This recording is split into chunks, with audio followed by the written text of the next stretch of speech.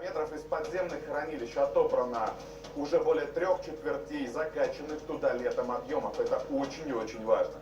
Похоже, сегодня сбывается предсказание Путина от 2010 года. Тогда в беседе с немецкими предпринимателями Путин пошутил, что Старый Свет, сокращая закупки российского газа, не развивая атомную энергетику, готовится к по-настоящему зеленому переходу, то есть готовится топить дровами, которых в Европе, кстати, тоже нет, зато есть, как мы помним, в Сибири.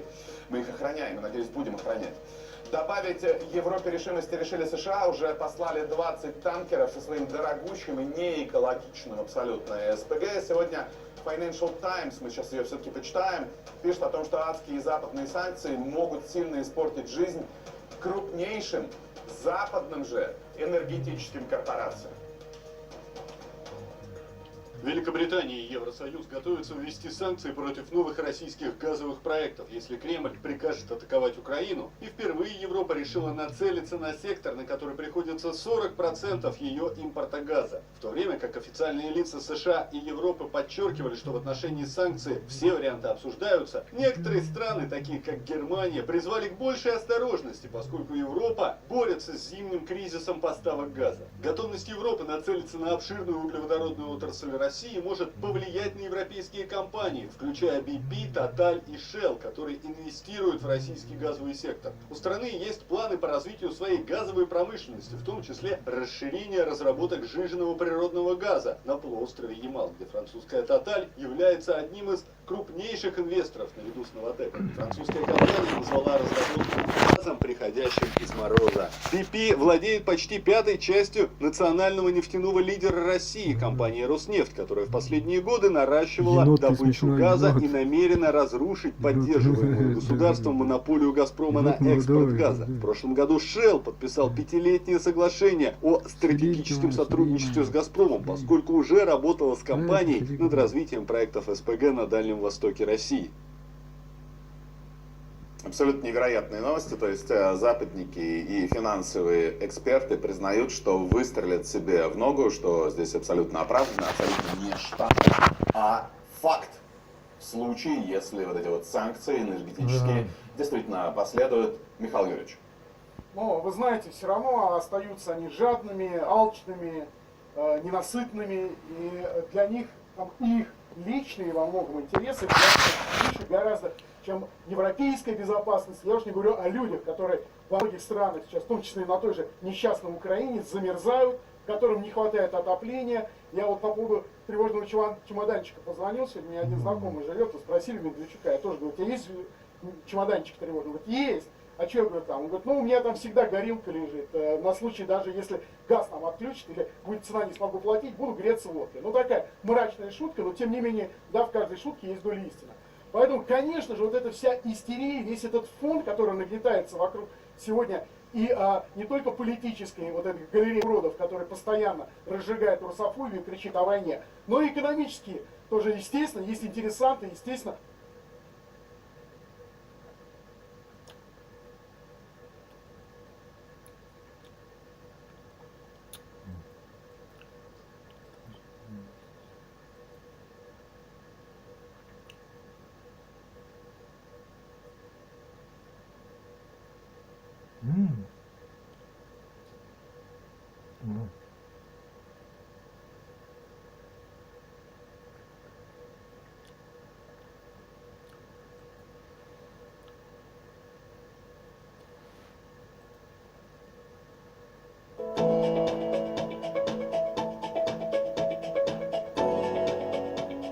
Генерация, конечно, это вообще круто.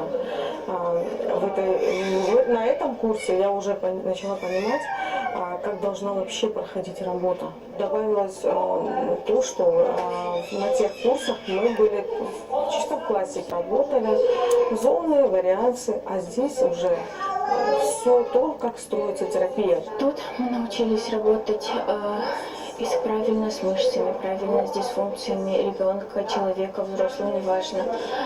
Когда начинают говорить, то, что вот это только для детей, тут я поняла, что это не только для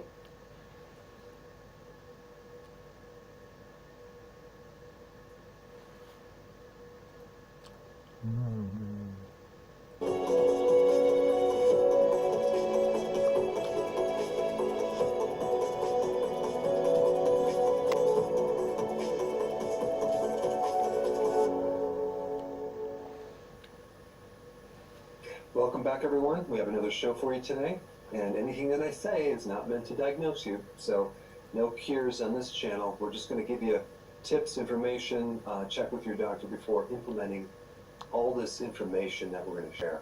All right, Steve, good morning. All right, well, good morning. We got some people in the green room queue. By the way, Doc, you got a little box around your face. I think you might have some setting in the camera. It's kind of charming, but it's showing up on the broadcast, a little sort of box around, maybe a focus box. So anyway, but Okay. in the meantime, this isn't a question, but Nama, I think her name is, says, I love Dr. Berg. And then other people follow up with, I know he's a blessing indeed, and so on. So you see a lot of this on social media, and we all agree with that. Now down to the nitty-gritty, we'll get into some real questions here. Terry has already given me a plethora. So Debbie from YouTube, what supplements can help someone with tartus? Is that right? T-A-U-R-T-I-S, Doc? Does that make sense? Tartus. What supplements will help with tartus? Okay, what is tartus? Yeah, good question. We'll probably come back to that. Terry, give us an explanation of tartus. Maybe we can help Debbie. In the meantime, oh, wait a minute. Terry says, I think the previous questioner means Tourette's syndrome. Tourette's. Oh, Tourette's. Okay. I did a video on this, and honestly, the person needs to get into ketosis for sure, because you want to start running your brain on ketones. And then also, you want to start beefing up, no pun intended, the B vitamins, specifically B1. There's some other mineral remedies that people have tried, but in reality, you got to look at the big picture. There's some, you want to start feeding the brain ketones. And so, if you get on a very good ketogenic diet, you should see great improvements with that. But there is one little thing I would recommend for Tourette's, or even stuttering or anything like that, that you might have this repetitive, uncontrolled motion, is if you start to, like, let's just take stuttering, for example, and you start to stutter on purpose, you know, it seems to go away. So if you start to have some twitch or something and you just did it on purpose and you kept doing it on purpose, it's kind of like similar to trying to tickle yourself. You can't, it won't work because you're doing it. Interesting. So you're putting control over your body, very much like controlling your breathing to get you out of a panic attack where you're in control, because these conditions are like out of control situations that just occur and you can't control it. So that's a tip that you might want to try. That's fantastic. Like try to stutter on purpose and see what happens. Well, I'll probably try it and I'll end up with Tourette's, so I'm just going to steer clear of that. But anyway, Myrna from YouTube, what substitution for pizza flour would you recommend? And let me just preempt this. I have been to the Bergs, I've been graced with being to the Bergs home, and when Karen cooks up these keto dinners, it's like, what keto? There's no suffering here. I can't believe all this great stuff, including pastries and so on. So it is possible, but for the layperson out there, Dr. Berg, Myrna here, what can she do instead of flour for a lovely pizza?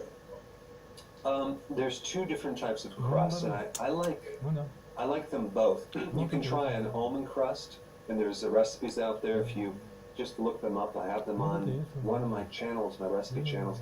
But there's another one too that I also love, and we make this on a regular basis, and it's the cauliflower crust.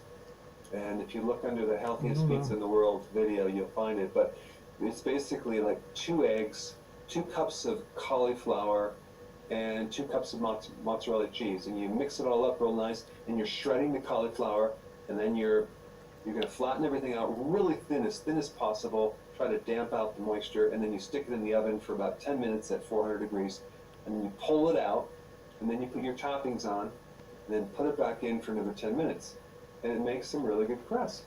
Now, don't make the mistake like we made, where you put you make the crust, put the topping on, and stick it in the oven, because your crust needs to first be cooked individually. Don't cook the whole pizza, or else it's going to be soggy and it's going to be a disaster. So that's how you do it. Well, that's fantastic. Listen, I'm going to try to bring in Gene from California. Gene, if you can hear us, it's a beautiful day out there. Gene, are you with us? Yeah, I'm with you. Okay, that's great. Gene, you are on in voice only with Dr. Burke right now. Why don't you go ahead with your one question? Okay, my wife, we've been trying to do keto. She's overweight and she has Graves' disease. I'm sure she's insulin resistant. And I'm trying to figure out, like, and the Graves is causing insomnia as well. So I'm wondering how to implement fasting with someone who is on insulin and, lack of sleep with Graves' disease. So there's so many factors against her, trying to lose weight, and I don't know the best way to attack that. You said she's on insulin. She's a diabetic type 1 or 2?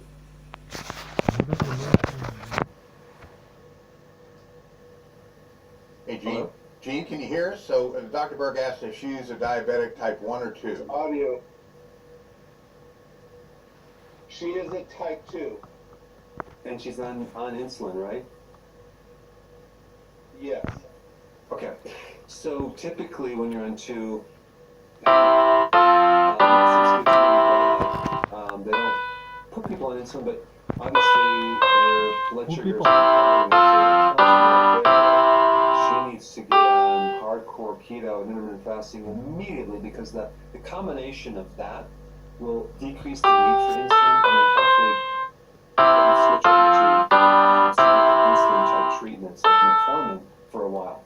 As you can improve the blood sugars, that's going to also reduce your inflammation, which is a big problem with Graves'. It's autoimmune, and if you can reduce inflammation, you can see great improvements. One thing you don't want to give someone with Graves', which is a hyperthyroidism, you don't want to give them bile salts or anything because that will speed up the thyroid. So we don't want to do that. We don't want to give iodine, but there's 2 nutrients that she needs to take once she starts this healthy keto intermittent fasting, which I think is going to lessen her symptoms so she can lose weight. But vitamin B1 is what you want to give someone with Graves'. It can help them greatly, as well as vitamin D3, because that will reduce inflammation and help the immune system, which is part of why she got it in the first place. So if you're confused on what to do, go to the basics. Start doing keto and intermittent fasting, and try to fast longer and longer. So then the need for insulin goes down, and then things will start to improve. That's what she's up against. She just hasn't got the foundational eating plan implemented to handle the blood sugars. So there's a lot going on, but I think that she can pull herself out if she does those things. Okay. Thank you, Dr. Burke. You're welcome. It's great. Enjoy sunny California. Looks like a beautiful day out there. Gene, and by the way, Gene, you can stay right here and watch the show from your phone if you like, so you don't have to click off. Just enjoy the show, and we appreciate you coming on, and we appreciate everybody on social media, and we also appreciate great questions, and here's the first one. Okay, so let's see if I can get it. Okay, the definition of the body is that the root cause of high blood sugars is so what condition occurs, let's say you get on keto and you notice your blood sugars are still going up despite not eating any sugar. What's behind that? There's something that is a common thread that's very important to know about. Okay, well, I'm snickering at all the audience because we don't have any true-false questions here, which gives you a 50-50 shot. You all are going to have to use your brains and the research that you've done on drberg.com and come up with an actual answer for these. So that is, I'm being cruel, but that's fun for me. And that gives you guys but I'm not going to be cruel to social media. So Nima from YouTube wants to know constipation is normal, avoiding carbs and sugar. No, it's not normal. A couple things you want to do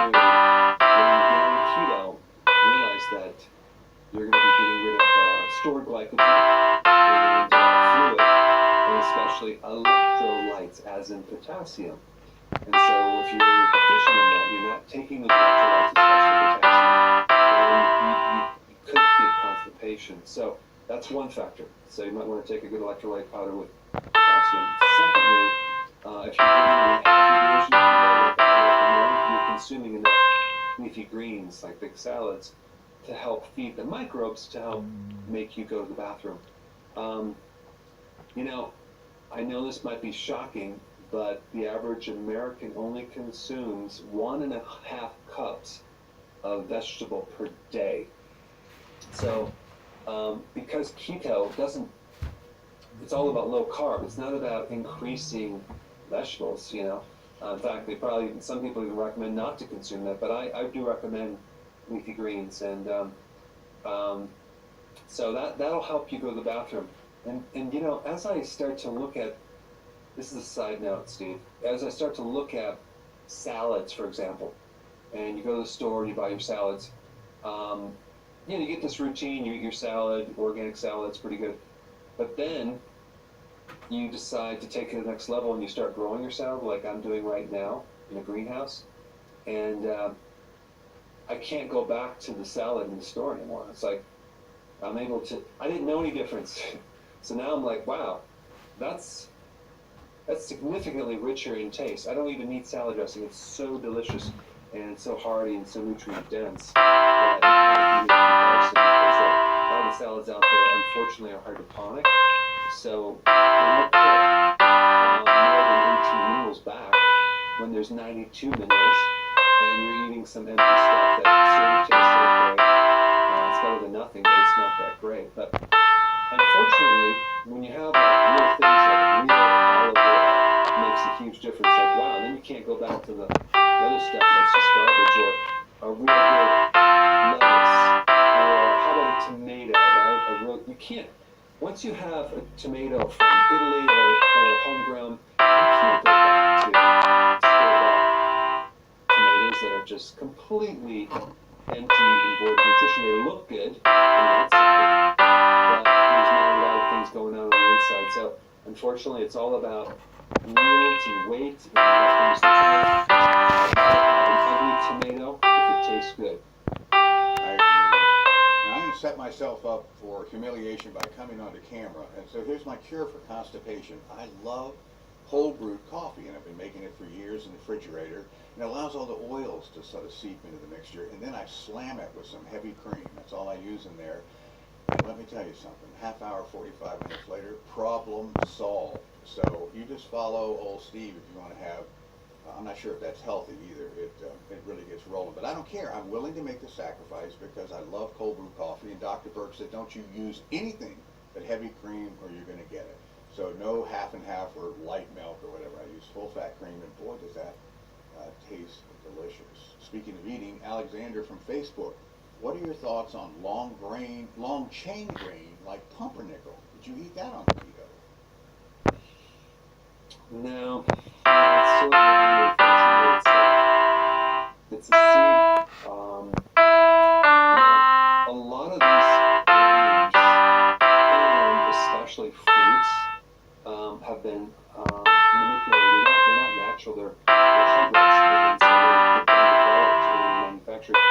If you go back some time, you know, the grains were a lot different back then, and so the fruits were a lot different. So, yes, you can buy ancient grains and things like that, but I would recommend not to go that direction right now, and stick with keto and focus on that. And so, like, and then other people would say, well, wait a second, fruit's natural, isn't that healthy?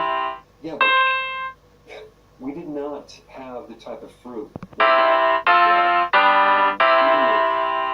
even things like vegetables like corn, for example, which is completely different than the wild corn that we found in the past. So things have been bred for more carbohydrate consumption, and that's kind of where we're at, and that's why more people need to do keto. That's great. Well, more people don't need to focus on the question because they're all on. The first question today was, what condition of the body is at the root cause of high blood sugars in the morning, known as a dawn phenomenon?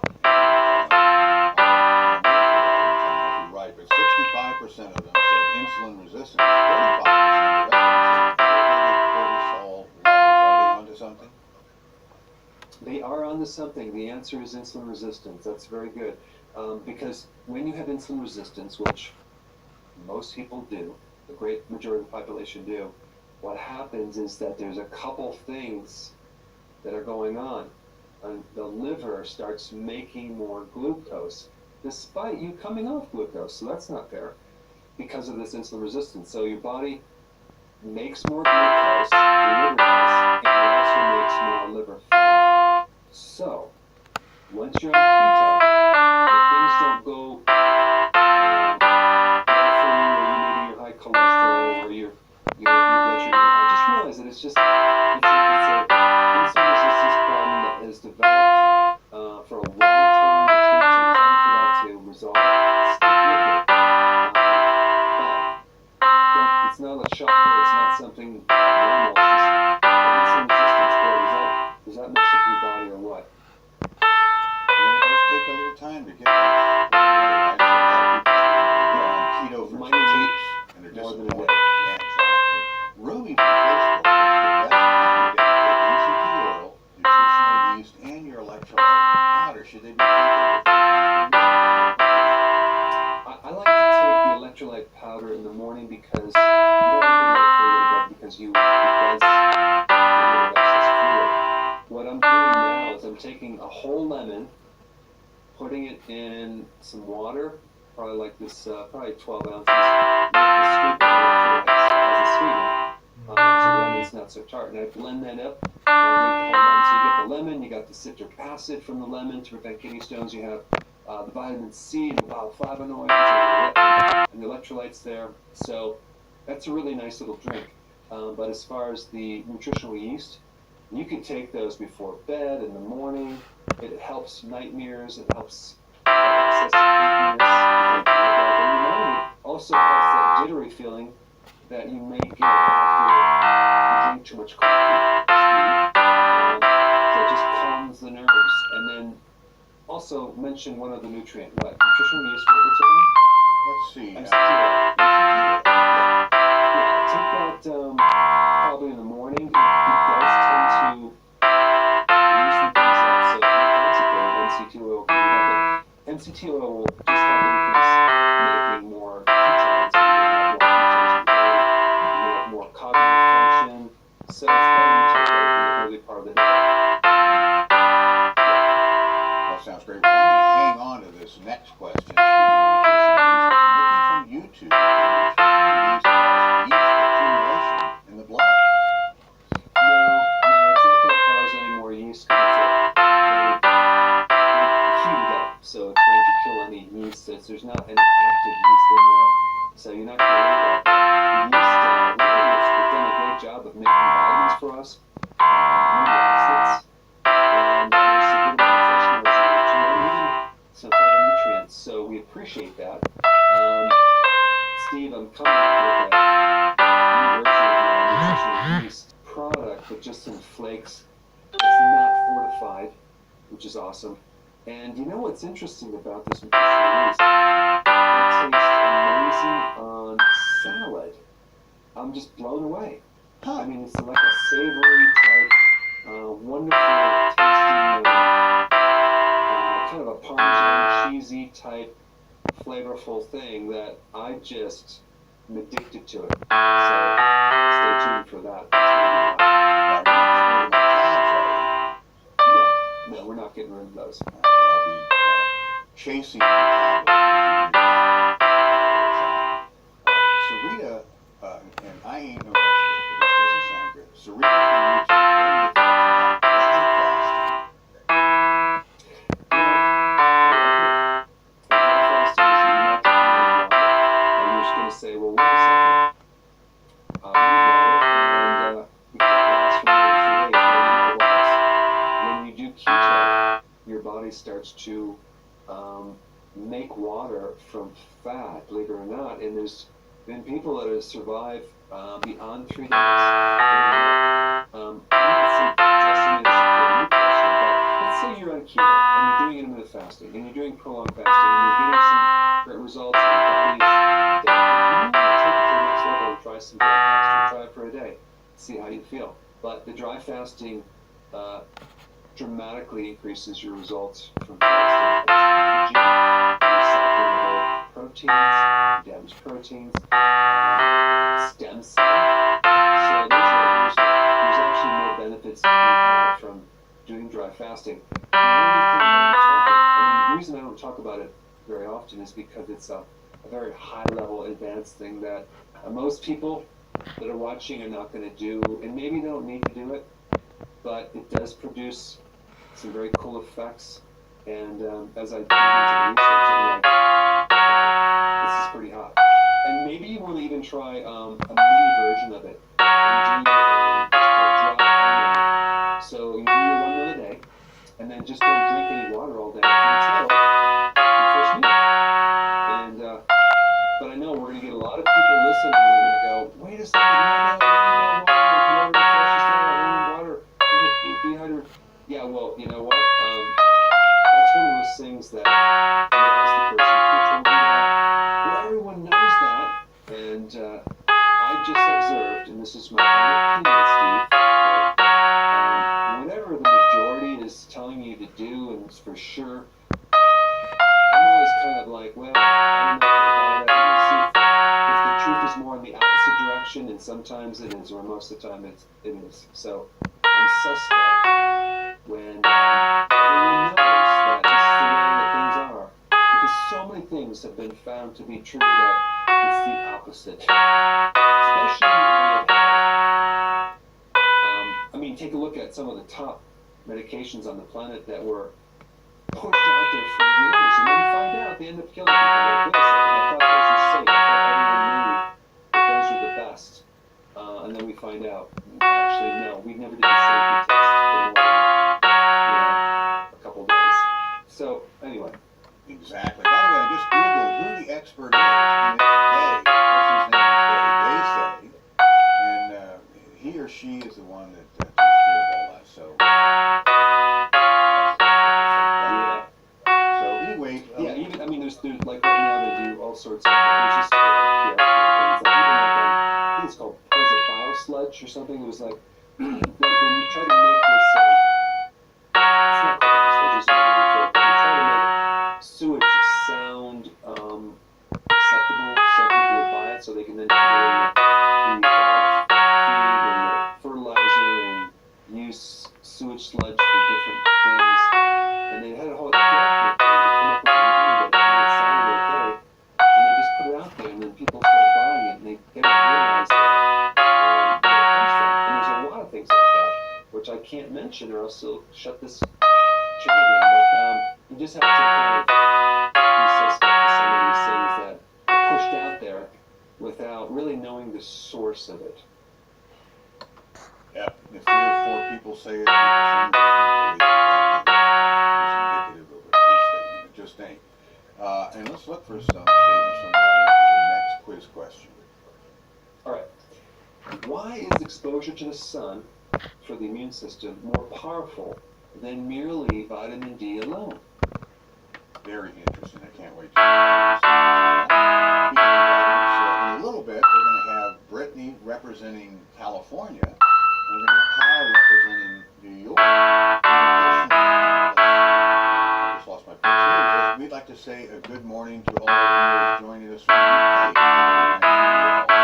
India, South Africa, Taiwan, Lebanon, Hong Kong, Germany, France, Pakistan, Israel, Algeria, Switzerland, Puerto Rico, Saudi Arabia, Iran, Zambia, United Arab Emirates, Lithuania, come on, I'm scrolling up, Norway, Austria, Mexico, Iceland, Ireland, Japan, Chile, Guyana, Guam, haven't heard from them for a while, the Netherlands, Trinidad, Tobago, Iraq, Rwanda, Peru, Malaysia, Suriname, haven't heard of that, Egypt, Bangladesh, Belgium, and all across the United States. So welcome everybody, and thank you so much. And there are people that are filling out all these questions and answers and giving us, that great flurry of activity around our question. Let's see, Beck Ann from Facebook, what helps with dry eyes? Yeah, you need, there's a couple things. First thing is you need to do omega-3 fatty acids. Omega-3 fatty acids, vitamin A deficiency could also cause that. So if you make sure you have enough fat in the diet and also make sure you have enough bile from your gallbladder, you'll be in good shape. But if you're doing the typical high carb like I used to do and a lot of omega-6 fatty acids, I had dry eyes so bad, I didn't know what to do about them. And so, my eyes got sticky, they tore the lenses. It was a nightmare. So if you get on the right diet and you have enough omega-3 fatty acids, buy. And of course, if you're eating enough vitamin A from your regular foods, I don't recommend just taking a supplement for that because it's like you haven't corrected the foundation. Those dry eyes will go away. But search on my videos on dry eye. I think I have 2. Well, that's terrific. Well, this is actually a neighbor of mine. She lives in Fullerton, California, and I was right there in La Habra and Brea, so we're just around the corner, and her name is Brittany, and she's calling in from Fullerton, California. Brittany, you're on with Dr. Berg. Hi, hello. Hi. I just wanted to ask a question. I am tired of being unhealthy and unhappy, and I want my body to have all of its nutritional needs met. So I wanted to know, other than the trace minerals, is there any other nutrients or anything else missing in our food or in the environment that I need to know about so I can supplement it and make sure that my body is getting everything? Yeah, very good question. Thank you. You have the food, and then you have your body's ability to absorb the food, right? So you need good stomach acid, you need protein in your gut. So those are all important. So let's say you don't have any problem with that, and you can absorb things. So you're right, trace minerals are the hardest to get unless you're consuming a lot of seafood on a regular basis. But there's some other things that are hard to get to right now. If you're buying vegetables from the grocery store, and even if they're organic, you might notice that there's just not the flavor. The minerals aren't in the soil. So I tend to, it's hard to do in the winter, but try to get vegetables from the farmer's market, which then you can get a lot more nutrition. And I'm talking about potassium and magnesium, and also the phytonutrients, which are really important. If you're doing it's easy to get amino acids from protein. Fatty acids, if you have fish, sardines, that's pretty easy to get. Vitamin D is very difficult to get, so that's one that you may want to take, and vitamin K2, the D3 and K2, those two are probably going to be at the top of the list. Vitamin E is easy to get from your foods. Vitamin A is easy to get. Vitamin K from salads, easy to get. Vitamin C is easy to get. So I would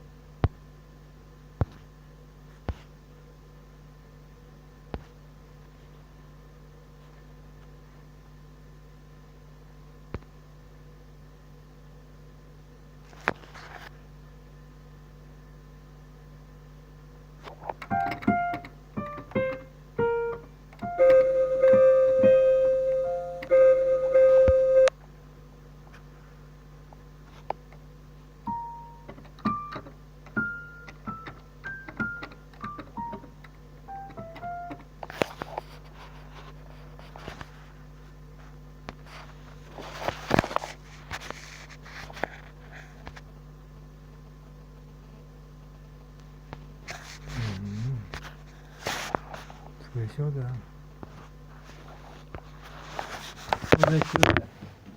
Сюда, туда. Подождите, подождите.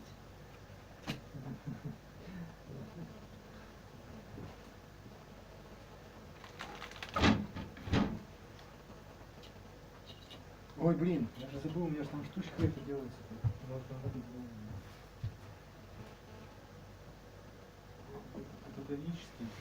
Тонический.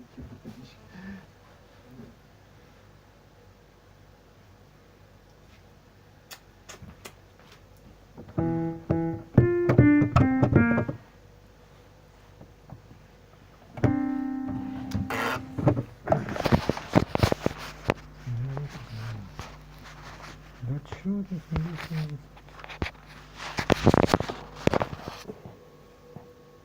Остановите это.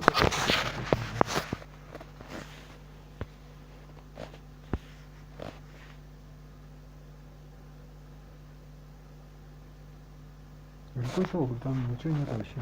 Ничего не дают.